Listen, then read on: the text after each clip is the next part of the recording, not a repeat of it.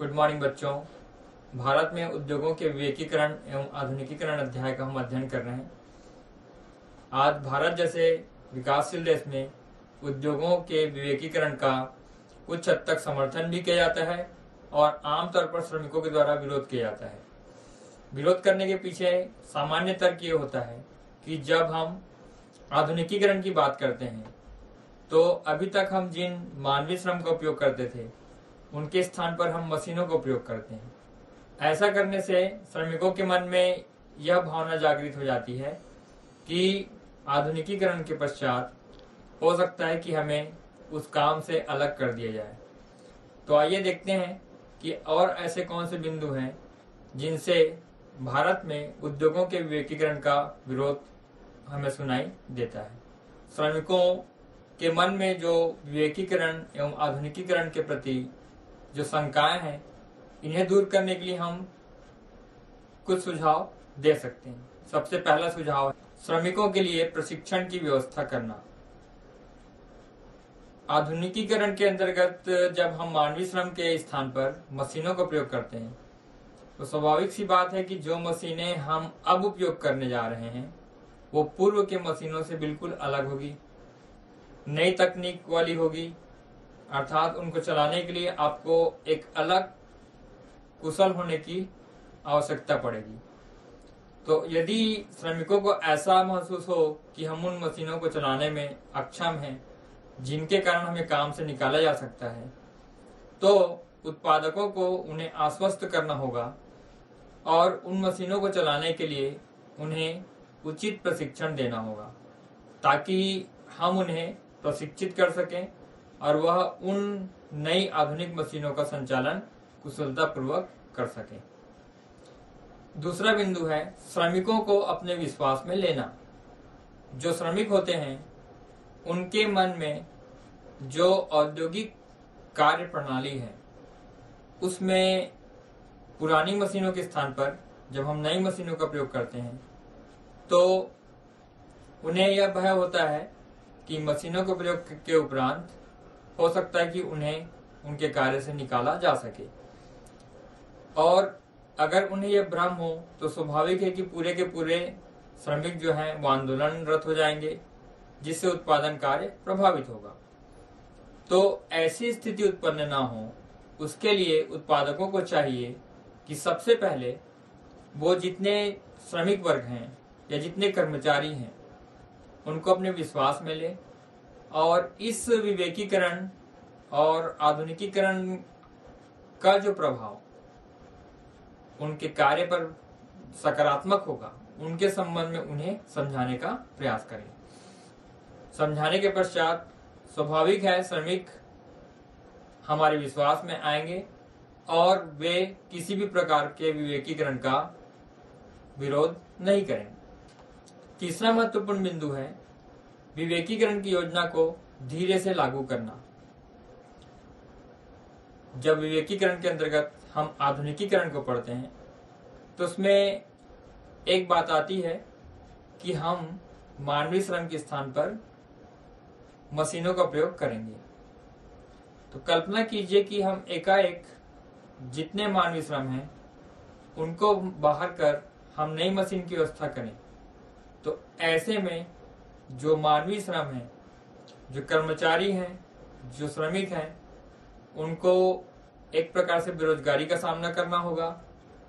तो मानवीय श्रम के रूप में वो विरोध तो करेंगे ही, और अगर हम सीधे सीधे संपूर्ण मशीन से ही उत्पादन कार्य करेंगे तो उसमें भी हमको कहीं न कहीं कठिनाई आएगी।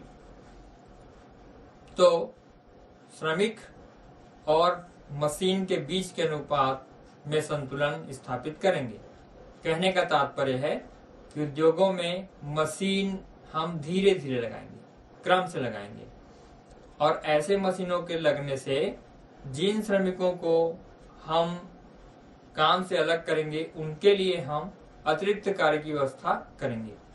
ऐसा करने से श्रमिक भी संतुष्ट हो जाएंगे और दूसरी ओर हम मशीनों का भी सावधानी पूर्वक उपयोग कर पाएंगे। चौथा महत्वपूर्ण बिंदु है प्रबंधकीय कार्य में श्रमिकों की भागीदारी। प्रबंधकीय कार्य जिसमें कागजी कार्यवाही भी शामिल होती है, वस्तु के उत्पादन से संबंधित योजना भी शामिल होती है, और किसी योजना को अपनाने के लिए और क्या उपाय होने चाहिए यह भी शामिल होता है। तो कोई जरूरी नहीं कि जो प्रबंधक हो उसे ही सारी चीजें पता हो। कभी कभी ऐसा भी होता है कि एक सामान्य श्रमिक है या जो अधीनस्थ कर्मचारी है, उनके पास भी बहुत सारे तर्कयुक्त उपाय होते हैं। अगर हमें यह प्रतीत हो कि प्रबंध में प्रबंधक के साथ साथ कर्मचारियों की सलाह भी महत्वपूर्ण है, तो प्रबंध में श्रमिकों और कर्मचारियों को भी सहभागी होने का अवसर देना चाहिए।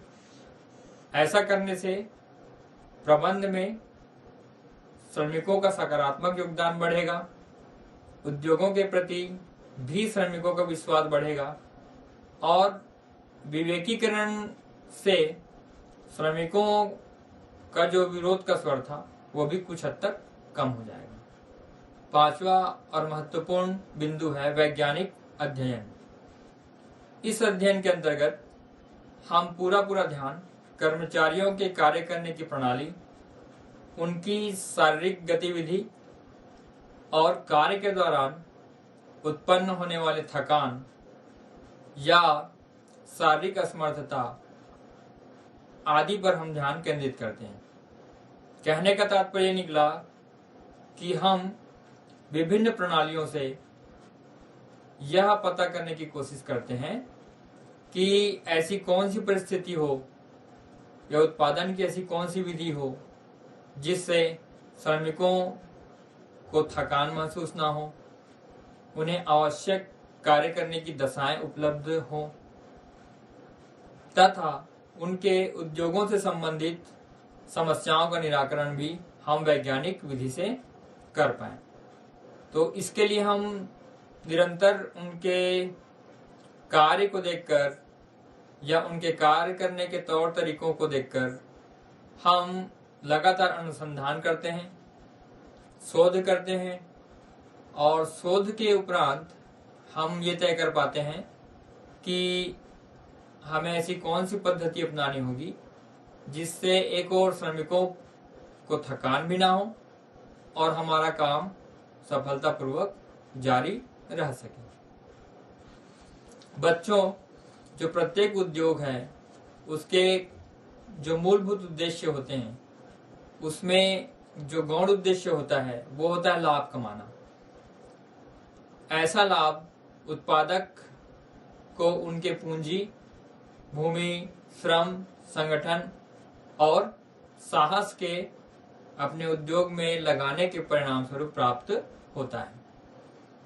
अब यहाँ पर बात यह होती है, हमने उत्पादन कार्य किया, इस उत्पादन कार्य में हमारे उत्पत्ति के साधनों में श्रम का भी महत्वपूर्ण योगदान है।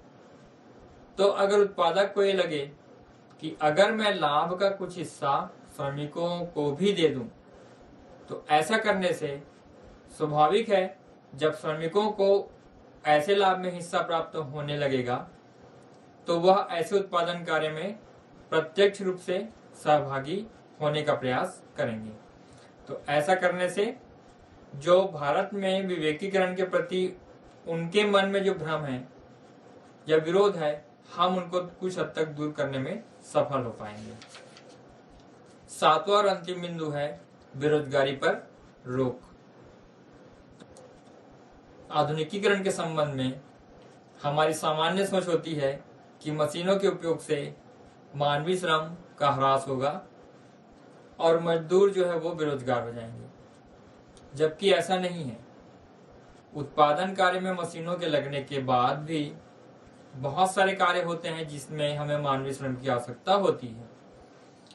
तो अगर मशीनें बढ़ेंगी तो वस्तु का उत्पादन बढ़ेगा, वस्तु का उत्पादन बढ़ेगा तो वस्तु की मांग भी इसलिए बढ़ेगी क्योंकि वस्तु सस्ती होगी।